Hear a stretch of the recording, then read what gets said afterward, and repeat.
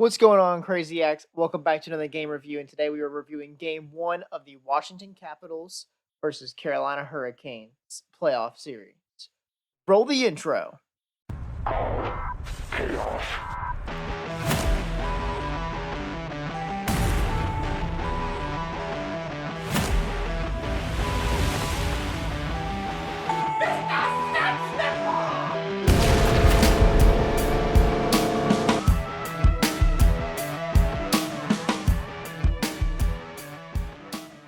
All right, guys, great game between the Capitals and Hurricanes, really for your Hurricanes. Another one of those games, similarly to Game 1 versus Jersey, where we absolutely dominate the play. Now, the goals don't show at this time as the game was 2-1, but that's as good of a 2-1 win as you can have. I mean, I'll read the shot on goal totals here. Shots on goal were 12-5 Carolina in the first, 8-6 Carolina in the second, 11-3 Carolina in the third, and 2-0 Carolina in the overtime period for a grand total of 33-14. Canes won the majority of the faceoffs, and overall just had a really fantastic game, I'd say, apart from the goal scoring. You would like to score more goals off of 33 shots, of course, but Logan Thompson played a good game, and a lot of the shots we had were like the non-lethal scoring chances. And that's something we're going to touch on here, and I want to talk about immediately. We need to have better scoring chances and stop taking so many easy-to-save shots. A lot of good it's going to do when you get the goalie's confidence up because you're shooting, point shots that are unscreened and easy to save. All that does is help out the goalie and get him more confident, as evidenced by Logan Thompson. And if you want to go back to Jacob Markstrom in the last game, we can do that. Although I think Jacob Markstrom was playing really good that game, so that's kind of different. Nope, no special teams goals here. Carolina 0 for 3 in the power play. Washington 0 for 2 in the power play. Blocked shots was a massive thing for Washington. They had 32 blocked shots this game, which matched their season total from the regular season or the playoffs in round 1. That was...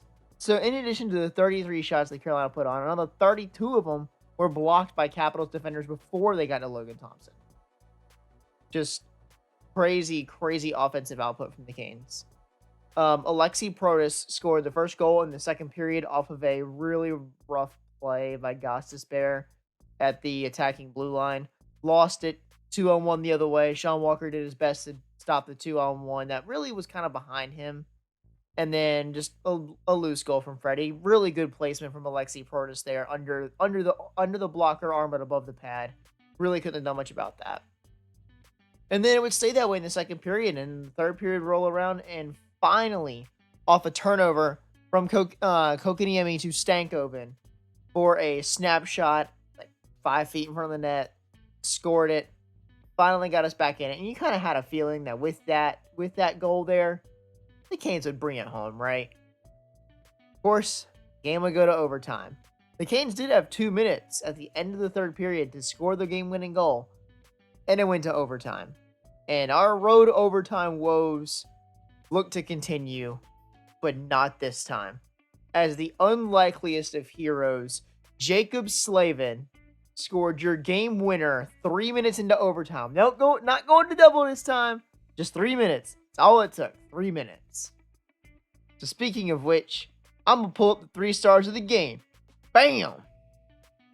So, the third star of the game, in my eyes, was Logan Thompson with that 31 out of 33 for a .939 save percentage.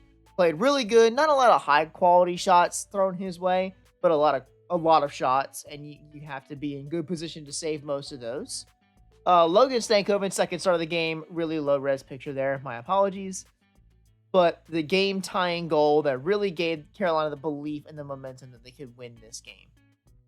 First star of the game. Hands down, easily.